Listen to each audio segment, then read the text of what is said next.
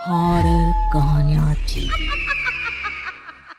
खून की प्यास पार्ट 2। और उसके बाद वो जंगल एक बार फिर से सुमन की चीखों से गूंज उठा। लेकिन आज की रात सुमन की चीखों को सुनने वाला वहां पर कोई भी नहीं था। अगर वहां पर कोई मौजूद था तो बस हरिया, जो कि अब एक भेड़िए में बदल चुका था। सुमन के बालों को पकड़कर घसीटते हुए वो जंगल के बीचों बीच एक जगह पर ले जा रहा था। अगली सुबह गांव में। अरे भाई, पता नहीं क्या बात है, अपने गांव का हरिया किसान और उसकी पत्नी सुमन दोनों गायब हैं। दोनों का कोई अता पता नहीं। अरे कैसी बातें कर रहे हो भाई, ये कब हुआ है? अरे पूरे गांव में खबर फैली पड़ी है। कल रात को दोनों खेत की तरफ जा रहे थे, लेकिन लौटकर आए ही नहीं। तो हो सकता है अपने खेत पर होंगे। पूरा गांव ढूंढ कर आया है भाई। जानते हो क्या मिला वहाँ पर? क्या हुआ भाई? क्या मिला? बताओ हमें, क्या मिला? अरे हरिया की पत्नी सुमन के कपड़े पड़े हुए थे। शरीर का एक एक कपड़ा फटा हुआ झोपड़ी के बाहर पड़ा था, लेकिन दोनों पति पत्नी का कोई पता ठिकाना नहीं था। अरे भाई, लेकिन उसका जो दोस्त है ना रामू किसान, उससे पता करके आते हैं ना। अब तक तो दोनों साथ ही खेत पर जाया करते थे। हाँ, हमें उसके घर जाना चाहिए भाई। चलो चलो वहाँ चलते हैं, चलो। वो सारे लोग रामू के घर पर पहुंचते हैं। रामू अपने घर के बाहर बैठकर हुक्का पी रहा था। आज सारे के सारे लोग टोली बनाकर मेरे घर क्यों आ रहे हैं? क्या कोई मर गया क्या भाई? अरे कैसी बातें कर रहे हो? तुम्हारा सबसे अच्छा दोस्त हरिया और उसकी पत्नी गायब है, और तुम यहाँ बैठकर हुक्का पिए जा रहे हो हैं? रामू ने अजीब सी नजरों से उन सब गांव वालों की तरफ देखा, जिसकी वजह से वो लोग एक बार के लिए डर गए। गायब है?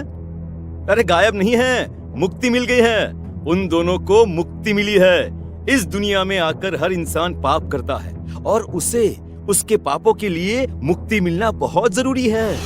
अरे ये कैसी बहकी बहकी बातें कर रहे हो भाई, हैं?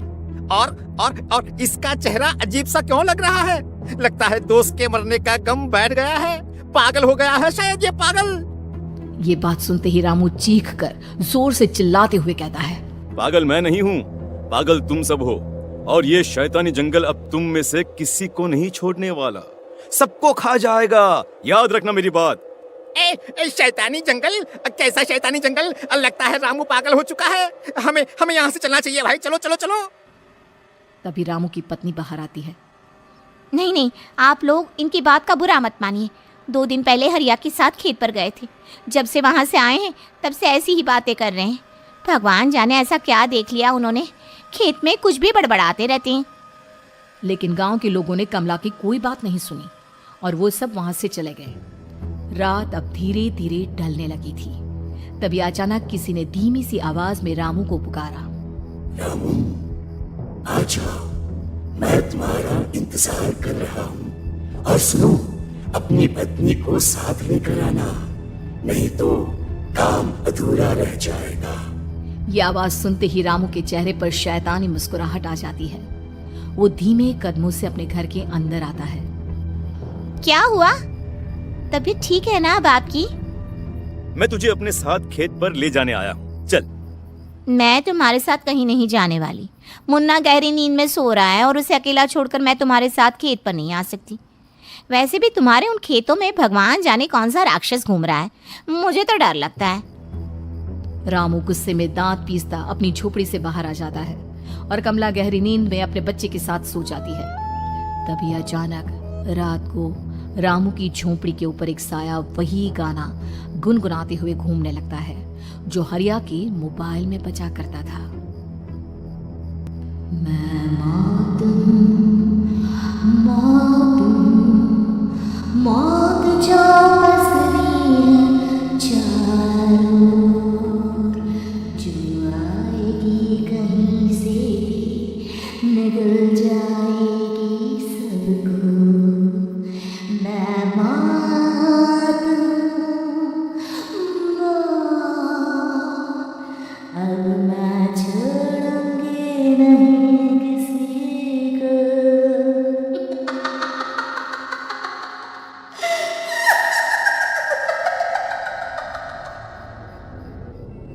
ये आवाज सुनकर रामू की पत्नी कमला की आंख खुलती है और वो देखती है कि उसका मुन्ना अपनी जगह से गायब था। कमला चीखते हुए बाहर दौड़ कर आती है। वहां पर उसने देखा कि रामू ने अपने बच्चे को झोपड़ी के बाहर एक पेड़ से उल्टा लटकाया हुआ था और उसका बच्चा चीख चीख कर रो रहा था।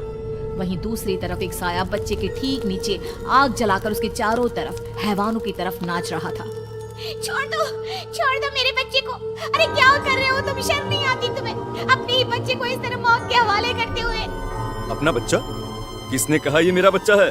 अरे ये तो उस रामू की औलाद है, इस गांव के किसान रामू की, और मेरी दुश्मनी इस गांव के हर इंसान के साथ है। क्या कैसी बात कर रहे हो तुम?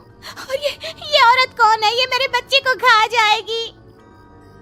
तभी अचानक से उस साया ने एक बेहद खतरनाक दिखने वाली औरत का रूप ले लिया और उसकी आंखों से आग निकल रही थी। सही पहचाना तूने। मैं तेरे बच्चे को खा जाऊंगी। अगर तू अपनी इस हैवान पति रामू के साथ जंगल नहीं आई, तो मैं तेरे बच्चे को खा जाऊंगी। लेकिन क्यों? आखिर क्या चाहती हो तुम मुझसे? मुझे जंगल क्यों ले जाना चाहती हो? औरत बुरी तरह से ठहाके मार मार कर जोर जोर से हंसने लगी और साथ में रामू भी। ये तो तुझे वहाँ चलने के बाद ही पता चलेगा ना। अगर तू नहीं आई तो थोड़ी देर में तेरा ये बच्चा आग में जलकर मर जाएगा। चल जल्दी। नहीं मेरे बच्चे को छोड़ दो। तुम जहाँ कहोगे मैं तुम्हारे साथ चलने के लिए तैयार हूँ। और उसके बाद उस बच्चे को झोपड़ी में लिटाकर आगे आगे वो साया चल रहा था और उसके पीछे पीछे रामू अपनी पत्नी के बाल पकड़कर उसे घसीटते हुए जंगल की तरफ ले गया। जंगल में जाने के बाद कितनी खूबसूरत हो तुम। आज की रात बस तुम और मैं एक दूसरे के साथ रहेंगे। मुझे तुमसे बहुत डर लग रहा है। तुम्हें क्या हो गया है? तुम तो बिल्कुल ठीक थे। वो होगा जो हमारे बीच होना चाहिए। तो आओ अपने आप को मेरे हवाले कर दो। कमला ने डर की वजह से अपनी दोनों आंखें कसकर बंद कर ली थी। रामू ने बुरी तरह से चीख कर कमला से कहा, आंखें खोलो अपनी और मेरी तरफ देखो। कमला ने जैसे ही अपनी आंखें खोली उसने देखा कि रामू एक खतरनाक खूनी हैवान में बदल चुका था। कौन हो तुम? जाने दो मुझे। क्या चाहते हो मुझसे? वही जो एक आदमी एक औरत से चाहता है। मैं तुम्हारा पति रामू नहीं, बल्कि इस जंगल का एक भेड़िया हूँ, और आज की रात तुम्हारे खून से अपनी प्यास बुझा जाऊं। और उसके बाद वो जंगल कमला की दर्दनाक चीखों से गूंज उठा। अगली सुबह कमला के कपड़े भी जंगल में उसी तरह पाए गए जैसे कि सुमन के पाए गए थे। इस घटना के बाद पूरे गांव में दहशत का माहौल था। अपने माँ बाप की मौत और गांव में हो रहे इस तरह की घटनाओं की खबर सुनकर किशन शहर से गांव लौट आया था। अपने माँ बाप की बेदर्द मौत की वजह से वो बहुत परेशान था। तभी अचानक उसे अपने घर में खाट के नीचे पड़ा हुआ वो मोबाइल फोन मिला जो उसने अपने पापा हरिया को गिफ्ट किया था। अरे कितने प्यार से पापा के लिए मोबाइल फोन लेकर आया था।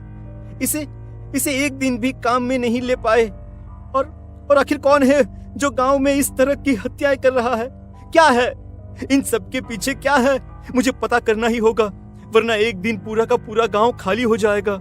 इस गांव में एक भी जिंदा इंसान नहीं बचेगा। गांव के लोगों की मदद करने के इरादे से किशन अपने गांव से दूर एक दूसरे गांव में बहुत बड़े तांत्रिक के पास मिलने के लिए गया।